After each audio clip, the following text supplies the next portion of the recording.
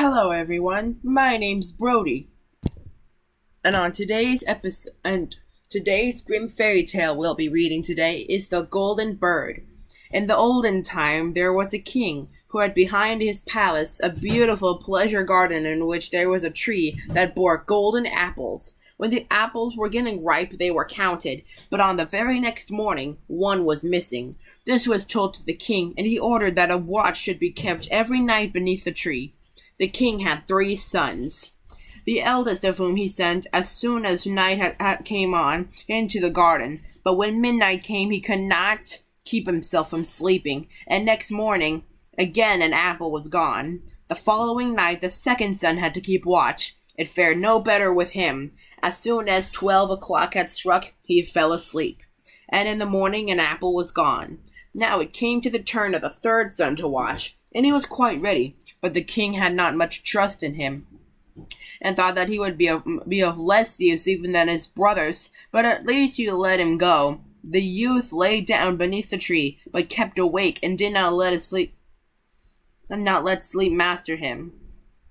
When it struck 12, something rustled through the air, and in the moonlight he saw a bird coming whose feathers were all shining with gold. The bird alighted in the tree, and just plucked off an apple, when the youth shot an arrow at him. The bird flew off, but the arrow had struck his plumage, and one of his golden feathers fell down. The youth picked it up, and the next morning took it to the king, and told him what he had seen in the night. The king called his council together, and everyone declared that a feather like this was worth more than the whole kingdom. "If the feather is so precious," declared the king, "one alone will not do for me. I must and will have the whole bird." The eldest son set out. He trusted to his cleverness, and thought that he would easily find the golden bird. When he had gone some distance, he saw a fox sitting at the edge of a wood, so he cocked his gun and took aim at him. The fox cried, "Do not shoot me, and in return I will give you some good counsel. You are on the way to the golden bird, and this evening you will come to a village in which stands 2 inns opposite to one another. One of them is lighted up so brightly, and all goes on merrily within. But do not go into it. Go rather into the other, even though it seems a bad one." "How can such a silly beast give wise advice?" thought the king's son, and he pulled the trigger, but he missed the fox, and stretched out his tail and ran quickly into the wood. So he pursued his way, and by evening came to the village where the 2 inns were. And when they were singing and dancing, the other had a poor, miserable look.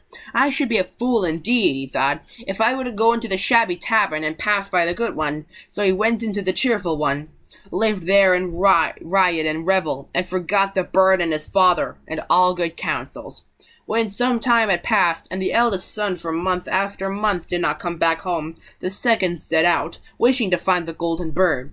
The fox met him as he had met the eldest, and gave him the good advice of which he took no heed. He came to the 2 inns, and his brother was standing at the window of the one from which came the music, and called out to him. He could not resist, but went inside and lived only for pleasure. Again some time passed, and then the king's youngest son wanted to set off and try his luck, but his father would not allow it. "It is of no use," said he. "He will find the golden bird still less than his brothers, and if a mishap were to befall him, he knows not how to help himself. He is a little wanting at the best." But at last, as he had no peace, he let him go.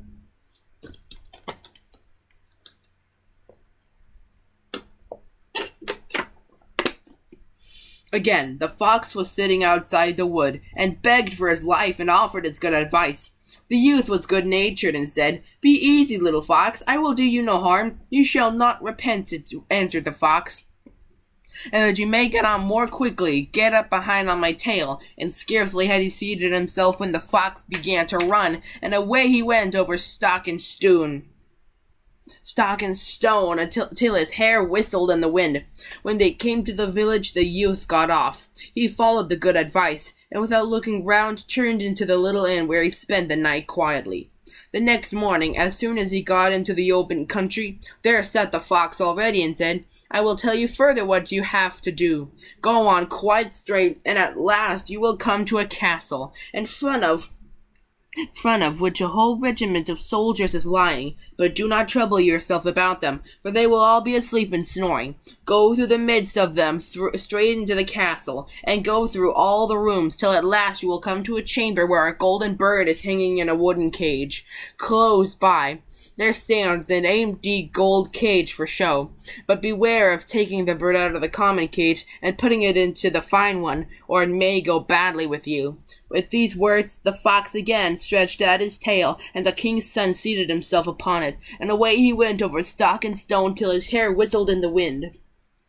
When he came to the castle, he found everything as the fox... Sorry about that.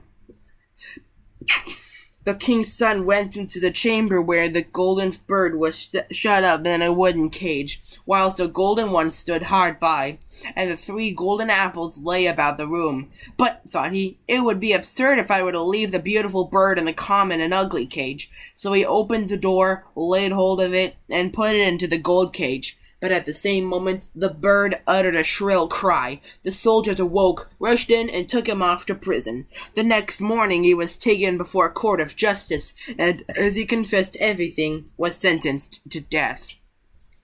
The king, however, said that he would grant him his life on one condition, namely, if he brought him the golden horse which ran faster than the wind, and in that case he should receive over and above as a reward the golden bird.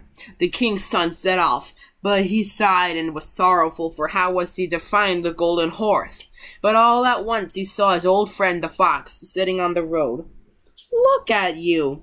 Look you," said the fox. "This has happened because you did not give heed to me. However, be of good courage. I will give you my help, and tell you how to get to the golden horse. You must go straight on, and you will come to a castle, where in the stable stands the horse. The grooms will be lying in front of the stable, but they will be asleep and snoring. And you can quietly lead out the golden horse. But of one thing you must take heed. Put on him the common saddle of wooden leather, and not the golden one, which hangs close by, else it will go ill with you." Then the fox stretched out his tail. The king's son seated himself upon it, and away he went over stock and stone until his hair whistled in the wind. Everything happened just as the fox had said. The prince came to the stable in which the golden horse was standing. But just as he was going to put the common saddle upon him, he thought, "It'll be a shame to put such a beautiful beast, if I do not give him the good saddle which belongs to him by right." But scarcely had the golden saddle touched the horse than he began to neigh loudly. The grooms awoke, seized the youth, and threw him into prison. The next morning he was sentenced by the court to death. But the king promised to grant him his life, and the golden horse as well, if he could bring back the beautiful princess from the golden castle. With a heavy heart the youth set out, yet luckily for him he soon found the trusty fox. "I ought only to leave you to your ill luck," said the fox, "but I pity you, and will help you once more out of your trouble. This road takes you straight to the golden castle. You will reach it by eventide, and at night, when everything is quiet, the beautiful princess goes to the bathing house to bathe. When she enters it, run up to her and give her a kiss, then she will follow you, and you can take her away with you. Only do not allow her to take leave of her parents first, or it will go ill with you." Then the fox stretched out his tail, the king's son seated himself upon it, and away the fox went, over stock and stone, till his hair whistled in the wind. When he reached the golden castle, it was just as the fox had said. He waited until midnight, when everything lay in deep sleep, and the beautiful princess was going to the bathing house. Then he sprang out and gave her a kiss. She said that she would like to go with him, but she asked him pitifully and with tears to allow her first to take leave of her parents.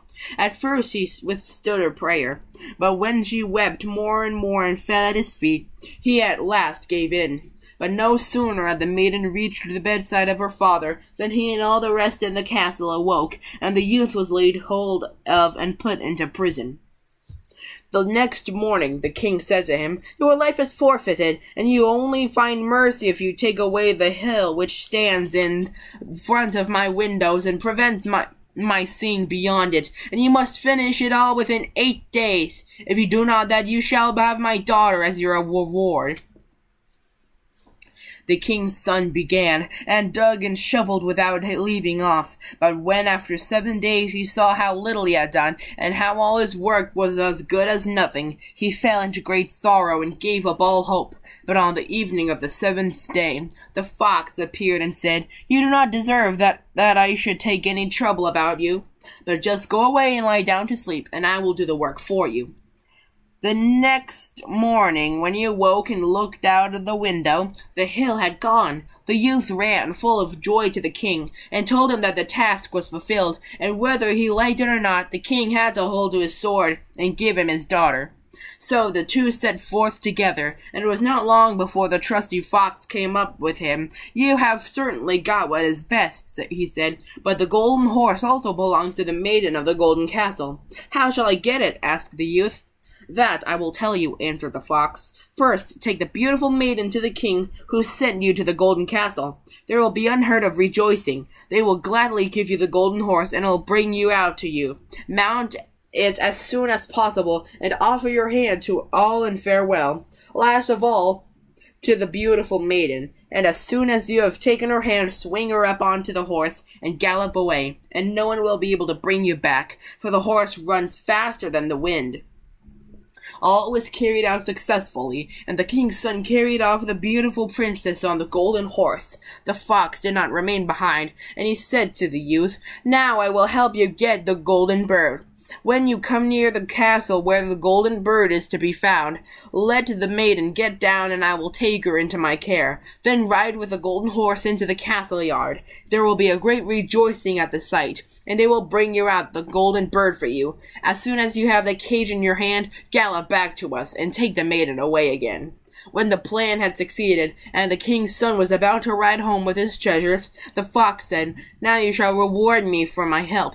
"What do you require for it?" asked the youth. "When you get into the wood yonder, shoot me dead, and chop off my head and feet." "That would be a fine gratitude," said the king's son. "I cannot possibly do that for you." Fox said, "If you will not do it, I must leave you. But before I go away, I will give you a piece of good advice. Be careful about 2 things. Buy no gallows flesh, and do not sit at the edge of any well." And then he ran into the wood.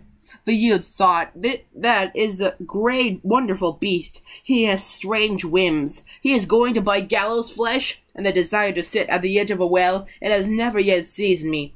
He rode on with the beautiful maiden, and his road took him again through the village in which his 2 brothers had remained. There was a great stir and noise, and when he asked what was going on, he was told that 2 men were going to be hanged or hung. As he came nearer to the place, he saw that they were brothers, who had been playing all kinds of wicked pranks, and had squandered all their wealth. He inquired whether they could not be set free.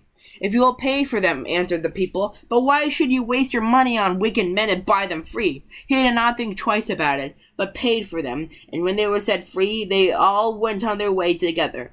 They came to the wood where the fox had first met them, and it was cool and pleasant within it.